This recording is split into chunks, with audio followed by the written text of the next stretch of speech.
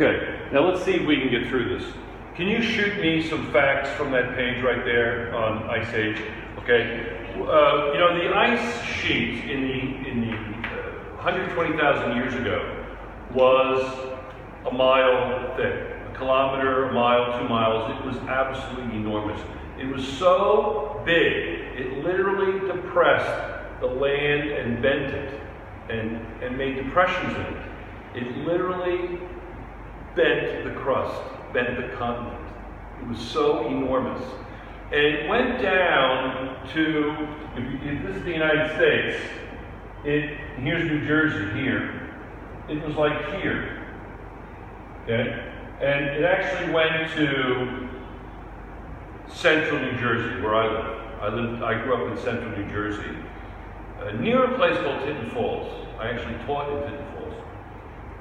And they say that that's the southernmost rock formation in New Jersey because the ice sheet pushed the rocks, and that was one of the effects of it. But it was near the end of the ice sheet. But it was pretty cold and uncomfortable in New Jersey. The temperature difference was only about 5 degrees worldwide for the ice age.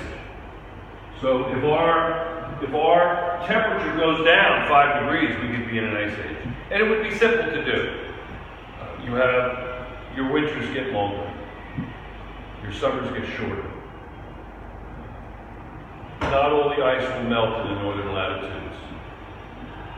What does that mean? Well, that means that the sunlight is reflected back into space to a greater degree, reducing the temperature of the planet even further. Light reflects light. The more light that is reflected, the less is absorbed by the oceans. The oceans become a little colder. Winters become longer.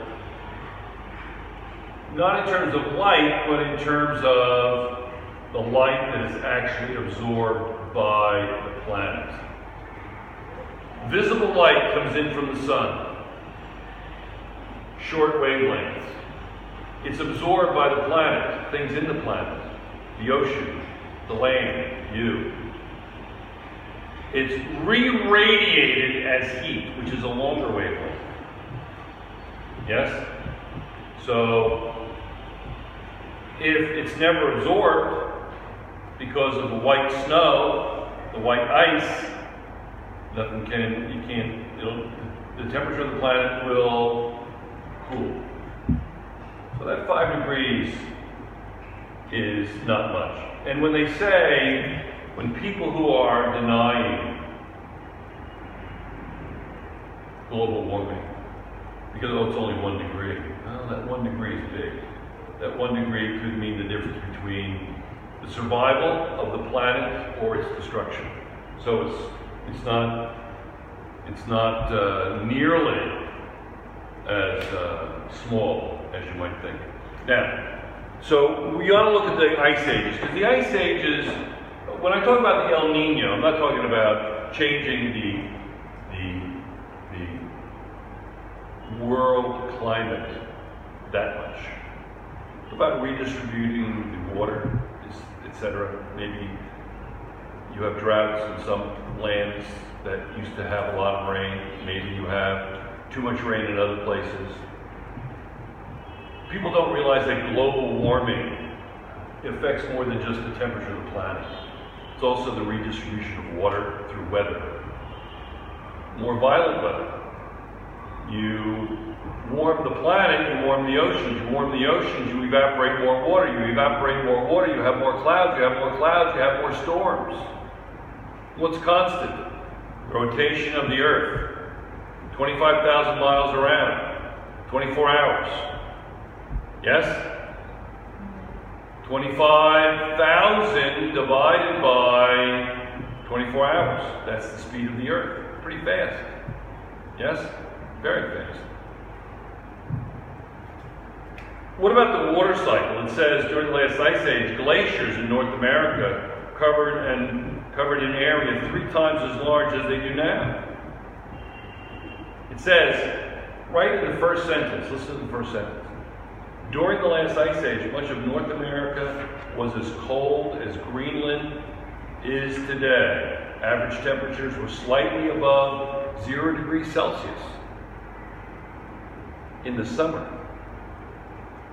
Glaciers covered the land from the Arctic as far south as the Great Lakes, actually even farther south. How do we know this? Glaciers create distinctive features in the land, like that southernmost rock formation in New Jersey.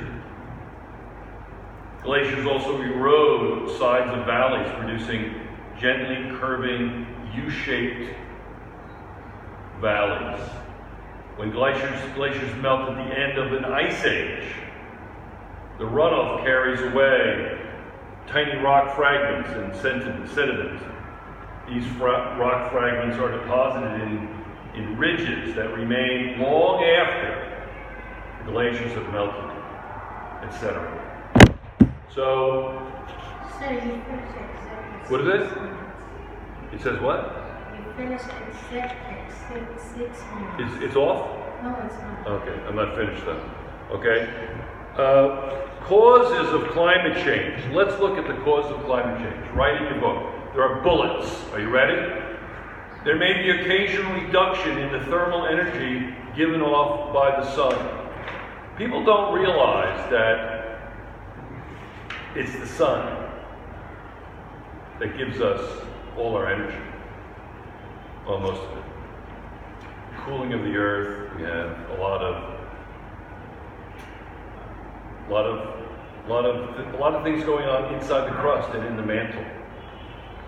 An increase in volcanic activity may add large volumes of dust to the atmosphere. This might reduce the amount of the sun's energy. There was an island called Krakatoa, and it was near Indonesia. It was actually east of Java. That's actually the name of a movie, Krakatoa, east of Java. And it was in, I believe, the 1880s, and it was so violent and so big and so loud and with so much dust that it lowered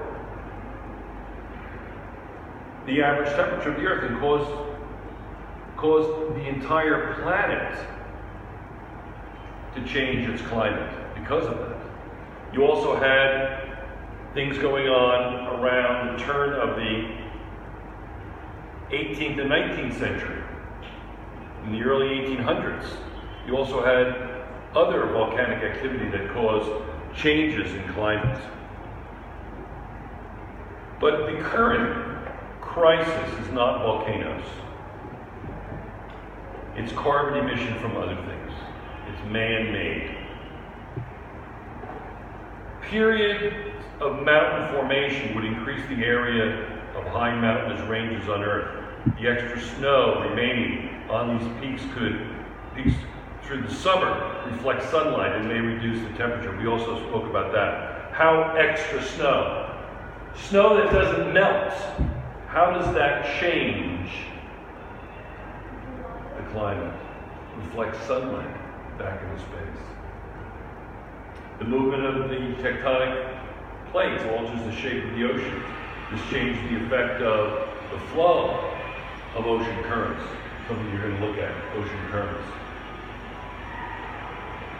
With less mixing between hot and cold water, some regions might become cold enough to start an ice age. There was a giant lake in northern Canada. Let's say Canada.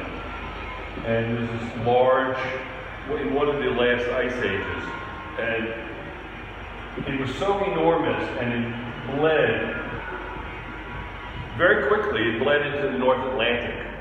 And it was so enormous, and it was fresh water. And that fresh water reduced the salinity.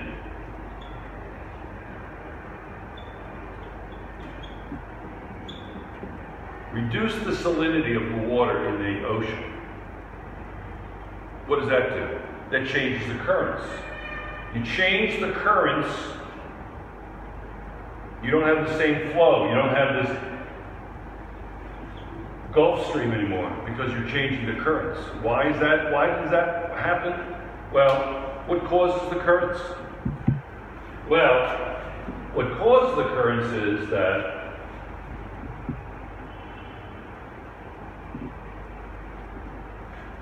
the density of water and how it's affected by salt and heat. Salty water is dense. It sinks. Warm salty water is less dense. It rises. It cools off. It sinks. You get this flow of water because of the salinity and cold and warm water sinking and rising. If you all of a sudden have a reduction of salinity, the cold water, the cold water doesn't sink because it's not salty. It stays on the surface, doesn't sink. So Europe went into another ice age as a result of that. You didn't have the Gulf Stream, so it reduced the climate, made the climate more harsh in Europe because of the addition of that salty water from the ice age. Now, it's kind of weird, isn't it? That an ice age was ending, yet it extended because of the formation of this giant lake, reduced the salinity of the water, plunging Europe into an additional ice age, or an extension of the ice age. What else? Changing in the tilt of the Earth's axis or in its orbit around the sun may produce colder climates. Okay, are we done? All right. So we have one more video to make. But what I'll do is we'll make it part of this one. And the last thing I want you to do is I want you to come up with a food chain in Antarctica. Food chain in Antarctica. That's a poster. Remember, these are posters. They're posters. Understood? So the last one is a food chain in Antarctica. All right. Let's talk about food. Let's talk about things in the ocean. Ready?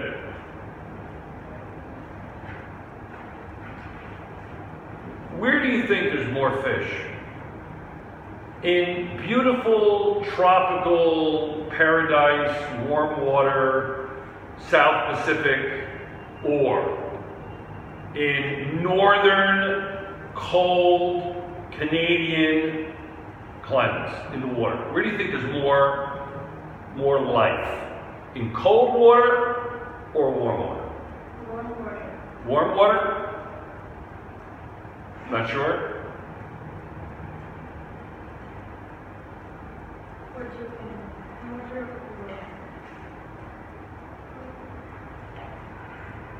Yeah, I'll go for water. In warm water, this is what you're doing. You're mistaking diversity for abundance. There's an abundance of diversity, but there's not an abundance of total mass of life. In the harsh environments, you don't have diversity. I'm talking the North Atlantic, off the coast of northern United States and northern Canada.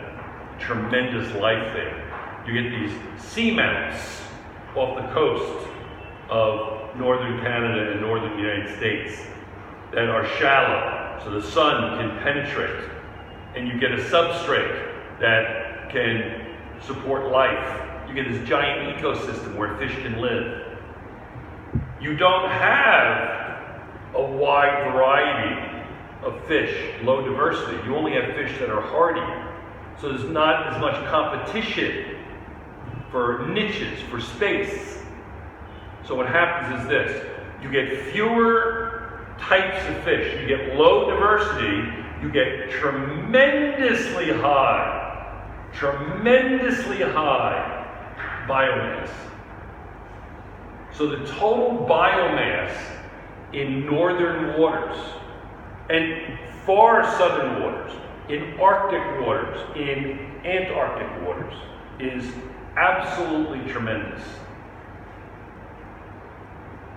You can hardly see your hand in front of your face because of the light, the plankton.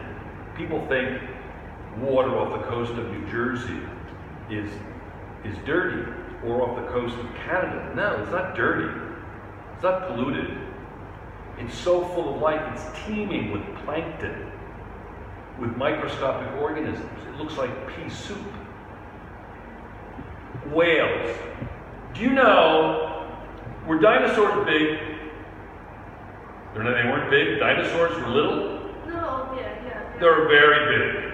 Okay. They were very big. Okay. You know what was bigger than all of those organisms? All of the dinosaurs were smaller than something that lives today. The biggest creature to live on Earth was not the dinosaurs. It was the blue whale. The blue whale that lives today in the ocean is bigger than any of the dinosaurs. And you know what they live on? They live on plankton. Yeah, like so down under the ocean. Yeah, they live on plankton, little tiny organisms. Those big giant things live on plankton. Clear? So I want to see a food chain not in the Arctic, in Antarctic. Clear? Have a great week.